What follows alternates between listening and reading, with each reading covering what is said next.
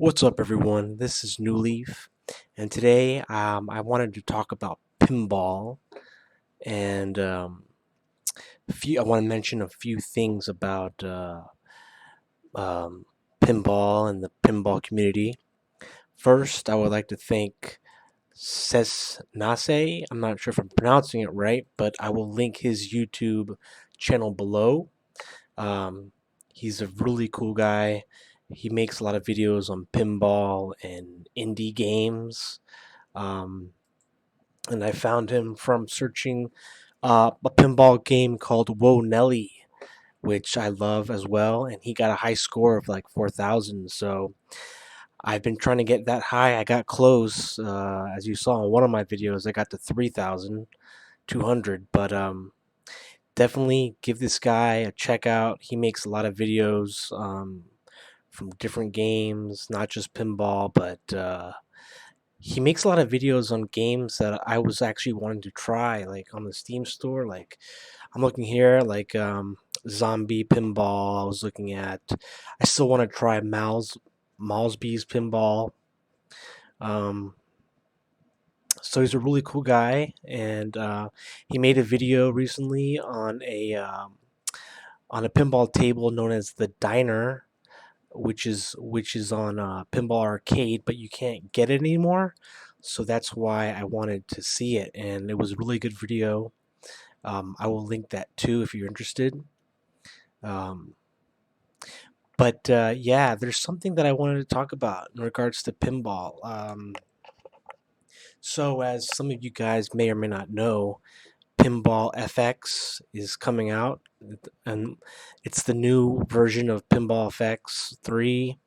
And there's a lot of speculation right now if tables that you purchased are gonna be able to or can migrate to the new platform, or are we gonna have to buy tables again? And so that's something that I was looking at in the Reddit forum for Pinball FX3, and they don't know yet because they haven't figured out their licensing thing yet. So, but from what I was reading, is that people who bought like South Park tables on Pinball FX2 couldn't re-download it or transfer it when they updated to FX3 on PlayStation 5. So, you know, PlayStation 5, I haven't played consoles in a long time, but PlayStation 5, I guess they updated their firmware or whatever, and so they can't, because Zen Studios lost the rights to South Park. They can't re-download those games. So, and I'm very familiar with that, especially after reading a lot of um, the right licensing and rights with Williams in regards to Farsight Studios and the Pinball Arcade. Because there were so many tables that I missed out on because I wasn't playing pinball.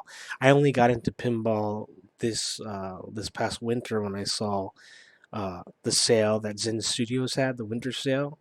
So I just been recently getting back into it, and I bought all the Williams tables on FX3 because those are the tables that I like. I really like authentic tables like that.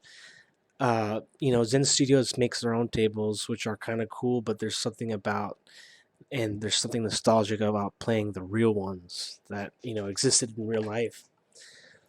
Um, so that's something that I'm concerned about as well, because I paid for those tables, and I'm hoping that Farsight and Pinball Arcade come out with more tables like Cessnaace was saying in his video. They still have rights to Gottlieb and Stern, so um, I'd be glad for any table. I just love new tables. Um, each new table to me is like a new game as a pinball guy. But yeah, so there's a lot of there's a lot of talk about licensing and rights, and I didn't realize this until I started getting into the pinball community. Um, but yeah, I mean, there's also something I want to mention is that you know with regards to digital rights management, DRM. A lot of the Steam games we have, if you're a Steam user and you have a lot of Steam games, they're all DRM protected. A lot of them are, probably most of them. So, you can't really play them without logging into the Steam client, you know. But the issue is a lot of people don't want to use the Steam client, or maybe they don't have internet anymore. So if they don't have internet, they can't access the Steam launcher, and they can't access the game because it's DRM protected, right?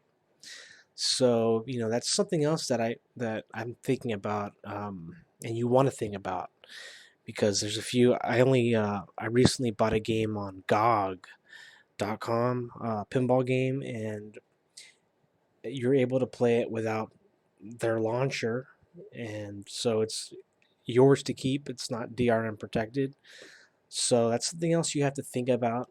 So it's within the game. There's licensing issues, and then there's also issues with the game itself being protected by DRM.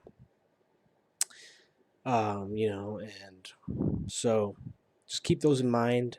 But hopefully, Pinball FX3 or the next Pinball FX that's coming out will address some of those issues and be able to migrate tables. And hopefully, in the future, Farsight will come out with more tables, because I'm fully supportive of that game, as well as FX3. I love pinball. And Zakaria. So I mean, these are three companies that I think we need to support, because they're the only ones really that are bringing pinball back to life. Um, so yeah, thanks for watching this video, guys.